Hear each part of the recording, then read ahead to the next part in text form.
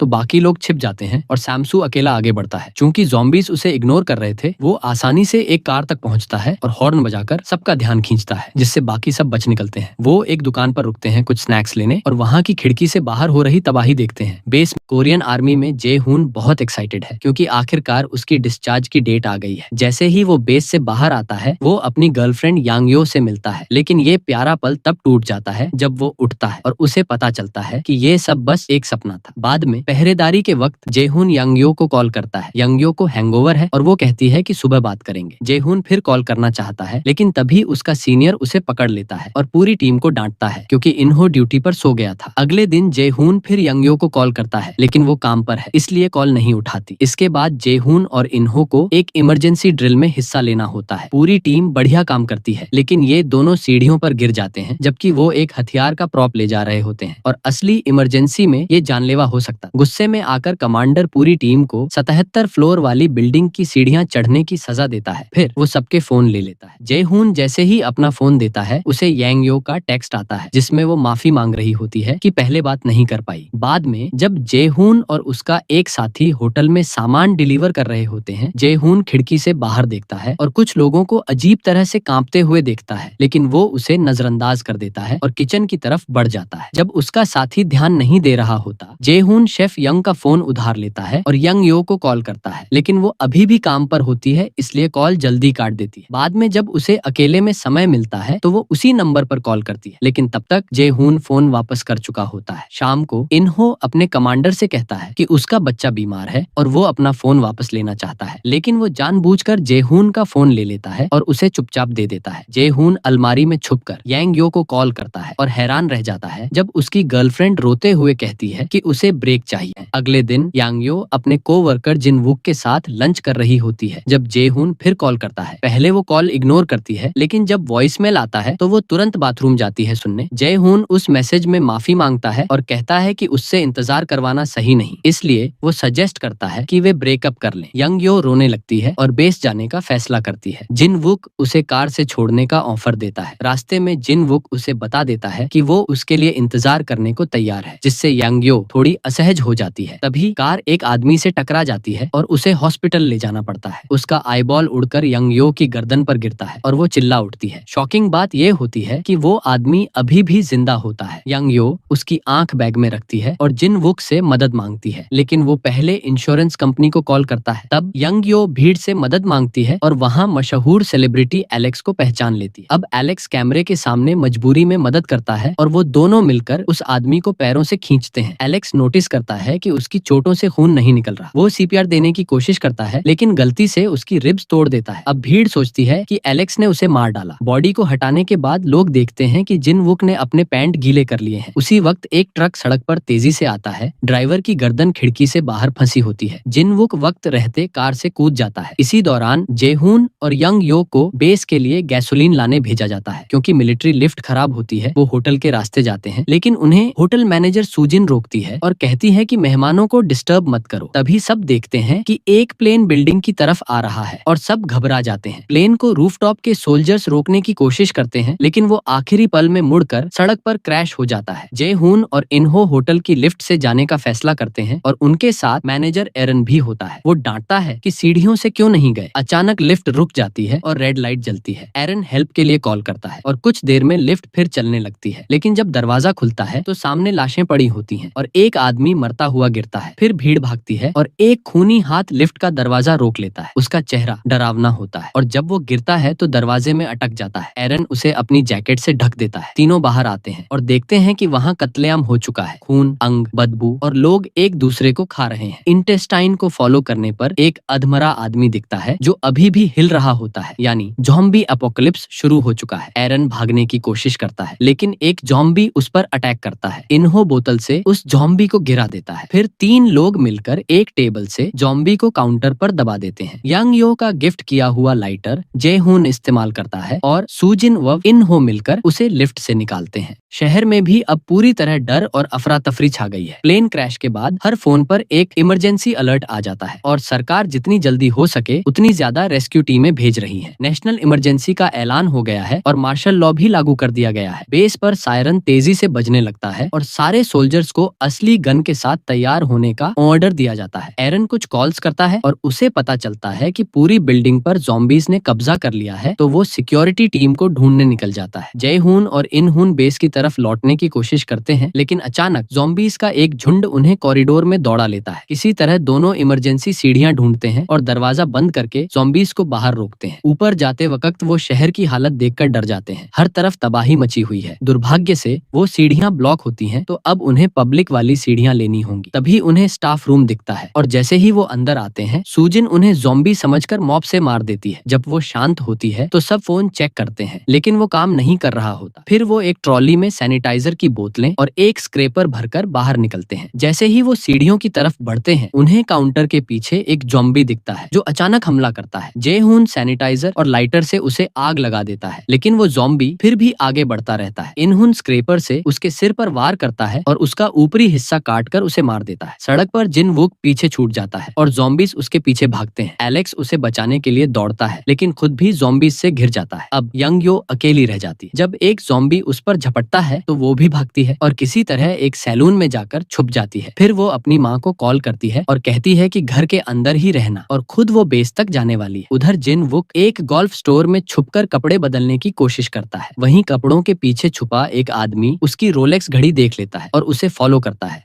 ताकि उसे मारकर लूट सके। तभी यंग-यो और सैलून की ओनर वहां आ जाते हैं और उसे डराकर भगा देते हैं। जिन-वूक अब पुलिस स्टेशन जाने का फैसला करता है और यंग-यो उसके साथ चलने को तैयार हो जाती है ताकि बाद में दोनों बेस पहुंच सके। वापस होटल में तीनों मिलकर आगे बढ़ते हैं और देखते हैं कि यंग एक दरवाजा पकड़कर बहुत सारे ज़ॉम्बीज को अंदर आने से रोक रहा है। वो सब उसकी मदद को दौड़ते हैं, लेकिन शीशा टूटने ही वाला होता है। जे-हून पूरी ट्रॉली को आग लगा देता है और अपने दोस्तों से कहता है, छोड़ दो दरवाजा। शीशा टूटता है और जे-हून जलती ट्रॉली ज़ॉम्बीज की तरफ धक्का देता है, जिससे वो सब आग की लपटों में घिर जाते हैं। लेकिन आग लगने से स्प्रिंकलर्स ऑन हो जाते हैं और अब उन्हें बहुत तेज भागना पड़ता है ताकि और ज़ॉम्बीज से बच सके। किसी तरह वो सीढ़ियों के गेट के पीछे जाकर छुपते हैं। तभी यंग बेहोश होकर गिर जाता है और जे-हून उसे उठाकर चलाता है। उधर यंग-यो और जिन-वूक पुलिस स्टेशन पहुंचते हैं, जहां भीड़ इकट्ठा है। सब सामान बेच रहे हैं और पुलिस से मदद की उम्मीद कर रहे हैं। वहीं उन्हें एलेक्स मिलता है जो बताता है कि ज़ॉम्बी आउटब्रेक सिर्फ उनके शहर में नहीं, पूरी दुनिया में हो रहा है। बहुत सी अजीबोगरीब थ्योरीज चल रही हैं, लेकिन किसी को असली सच नहीं पता। वो ये भी बताता है कि जैसे ही किसी का फोन बजता है, लोग झगड़ने लगते हैं। इसलिए वो सलाह देता है कि सब अपने फोन बंद कर दें। यांग-यो जय-हून को आखिरी मैसेज भेजती है और फिर फोन बंद कर देती है। अचानक एक ग्रुप आता है जिनका नाम हंटर्स है। वो भीड़ को धक्का देकर अंदर घुसते हैं और सीधे फायरिंग शुरू कर देते हैं। इससे पुलिस स्टेशन में मौजूद ज़ॉम्बीज डरकर बाहर भागते हैं और लोग घबराकर इधर उधर भागने लगते हैं। हंटर्स अब खुलेआम ज़ॉम्बीज को मार रहे होते हैं और उसी दौरान यांग-यो और बाकी लोग भागते हुए एक खाली बार में जाकर छुप जाते हैं। बेस पर चारों सर्वाइवर्स किसी तरह छत तक पहुंचते हैं जहां सोल्जर्स खड़े होते हैं, लेकिन उन्हें ज़ॉम्बी वाली बात पर यकीन नहीं होता और वो जे-हून को डांटते हैं कि वो सिविलियंस को ऊपर क्यों लाया। तभी ज़ॉम्बीज सीढ़ियों से ऊपर पहुंच जाते हैं तो सोल्जर्स तेजी से दरवाजा बंद करते हैं। उसी वक्त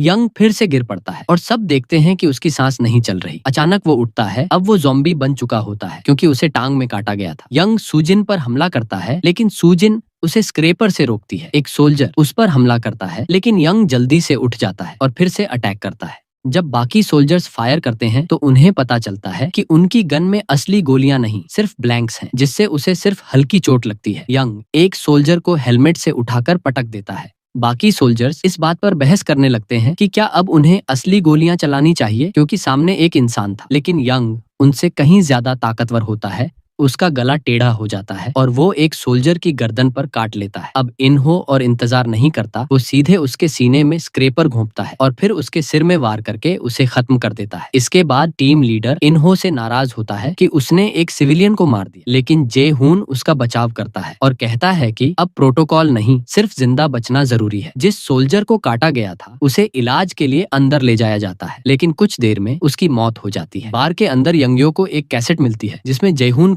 फेवरेट म्यूजिक होता है, जिससे उसे उनके पुराने डेट्स याद आ जाते हैं। फिर एलेक्स एक टैबलेट निकालता है और उसे दिखाता है कि कैसे इन्हो और जे-हून होटल में इधर उधर भाग रहे थे। असल में एलेक्स पहले वहीं गेस्ट के तौर पर रुका था। यंग-यो इमोशनल हो जाती है और रोते हुए अपना फोन ऑन करके जे-हून को कॉल करने की कोशिश करती है, लेकिन नेटवर्क फुल होने की वजह से कॉल नहीं लगती। वो तय करती है कि उसे बेस जाना है। एलेक्स साथ चलने के लिए हाँ करता है और मजबूरी में जिन-वूक भी उनके साथ निकल पड़ता है। तीनों लोग लंबा रास्ता पकड़ते हैं ताकि ज़ॉम्बीज से बच सकें। बेस में सोल्जर्स को समझ आता है कि उनके पास खाना बहुत कम है, इसलिए उसे छोटे छोटे हिस्सों में बांटते हैं। डिनर के वक्त लाइटें फड़कने लगती हैं और पता चलता है कि अब फोन में सिग्नल भी नहीं है। तभी दरवाजे पर जोर से धमाका होता है और सबको लगता है कि शायद मरा हुआ सोल्जर अब ज़ॉम्बी बन गया है। लीडर दरवाजा खोलता है और वो आदमी सीधा उड़ता है। अब वो पक्का ज़ॉम्बी बन चुका था। उसका एक दोस्त उसे जिंदा देखकर खुशी में उसे गले लगाने भागता है, लेकिन ज़ॉम्बी उसे सीधे सिर पर काट लेता है। बाकी लोग दौड़कर उन्हें अलग करते हैं और फिर गाय यंग और सुजिन कोशिश करते हैं उस सोल्जर को सीपीआर देने की, ताकि वो मरने से बचे और ज़ॉम्बी में न बदले। बाकी टीम एक कंबल डालकर ज़ॉम्बी पर गोलियां चलाती है और आखिरकार उसे मार देती है। फ्लैशबैक में दिखाया जाता है कि यंग्यो और जयहून की मुलाकात कॉलेज में हुई थी। यंग्यो सबसे पॉपुलर स्टूडेंट थी, लेकिन उसने हर लड़के को मना कर दिया था क्योंकि उसकी नजर बस जयहून पर थी। बाद में दोनों एक ही आइसक्रीम शॉप में काम करने लगे और जयहून हमेशा उसे बदतमीज कस्टमर से बचाता था। काम करते करते दोनों की बॉन्डिंग हुई, लेकिन जब यंग्यो ने हिम आउट पूछने की हिम्मत जुटाई तो जयहून ने मना कर दिया। बाद में उसने अपने कोवर्कर से कहा कि इतनी खूबसूरत लड़की से उसका कोई मेल नहीं। काम के बाद जयहून ने यंग्यो को बस स्टॉप पर रोते हुए देखा। यंग्यो भागने लगी, लेकिन अपने लेस में फंसकर गिर गई और जयहून ने उसे उठाया और माना कि उसे भी वो पसंद है। वापस प्रेजेंट में वो कटा हुआ सोल्जर भी ज़ॉम्बी बन जाता है और अटैक करता है। इन्हो उसके चेहरे पर उबलता पानी फेंकता है, लेकिन इससे वो और ज्यादा गुस्से में आ जाता है। बाकी सोल्जर्स अब भी उसे गोली नहीं मार पा रहे थे क्योंकि वो उनके दोस्त की तरह दिख रहा था, इसलिए सुजिन खुद बंदूक लेकर उसे मार देती है। सड़क पर यांग्यो और बाकी लोग एक नशे में टल्ली आदमी सैमसू से टकराते हैं जो उल्टी कर रहा होता है। उसके पैर में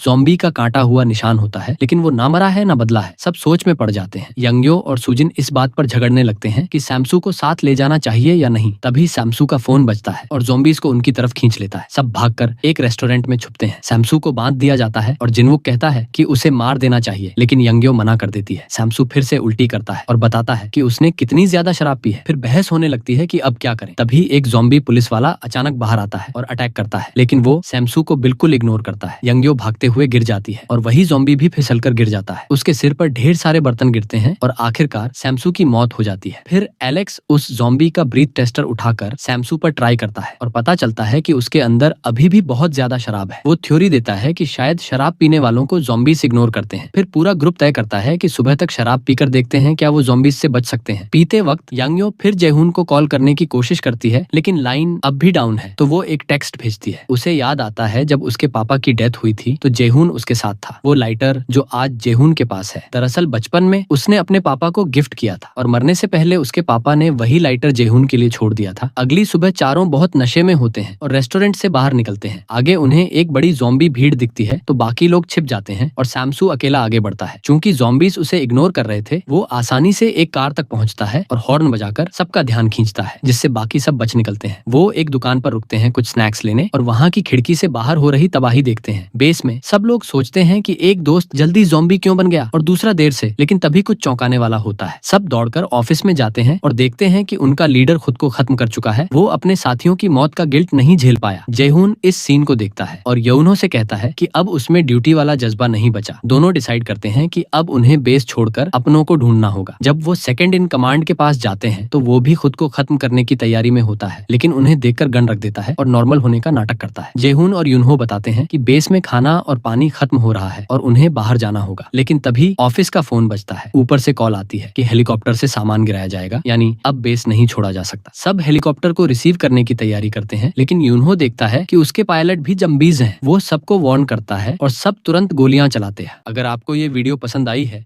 और आप इसका पार्ट 2 देखना चाहते हैं तो हमारे चैनल को अभी सब्सक्राइब करें। आपका एक सब्सक्राइब हमें और भी बेहतर कंटेंट बनाने का हौसला देता है। पार्ट 2 जल्द ही आने वाला है, इसलिए बेल आइकन दबाना ना भूलें ताकि आपको तुरंत नोटिफिकेशन मिल जाए।